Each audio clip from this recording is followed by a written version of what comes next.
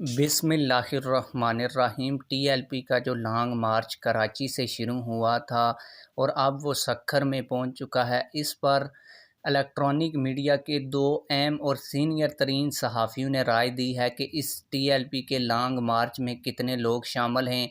आज की इस वीडियो में 92 न्यूज़ के सीनियर सहाफ़ी ने इसके ऊपर जो गुफ्तगू की है और जो लोगों को बताया है कि टीएलपी के लॉन्ग मार्च में कितने लोग शामिल हैं, वो वाली वीडियो आप लोगों को दिखाने जा रहा हूं। इसके अलावा अब तक न्यूज़ के सीनियर सहाफ़ी डॉक्टर दानिश ने भी इसके ऊपर अपनी राय दी है, तो वो राय भी आप लोगों को दिखाने जा रहा हूं। लेकिन वीडियो शुरू करने से पहले आप लोगों से एक छोटी सी रिक्वेस्ट, अगर आपने अभी तक हमारे इस चैनल को सब्सक्राइब नहीं किया हुआ तो चैनल को लाजमी से सब्सक्राइब कर लें ताकि आने वाली नई वीडियोस आप लोगों को बर वक्त मिलती रहें।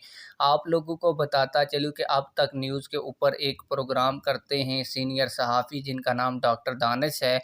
उन्होंने अपने ऑफिशियल ट्विटर अकाउंट के ऊपर लिखा कि मुल्क के अंदर अहम ज़िम्मेदारों को ये सोचना पड़ेगा कि तहरीक लब्बैक यानी कि टीएलपी एक अवामी क़ुव्वत है।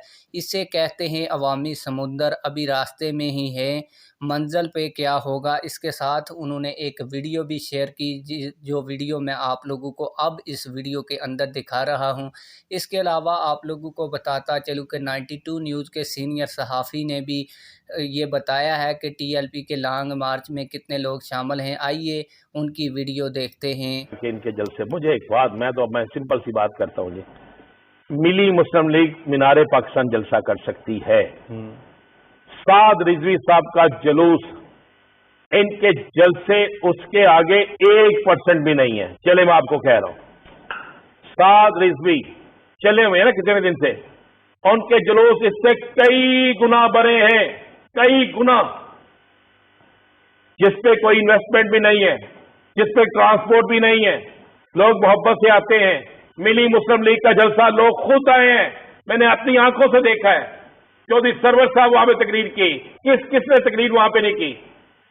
वहां पे क्या तकरीरें हुई, ये एक अलग मसला है।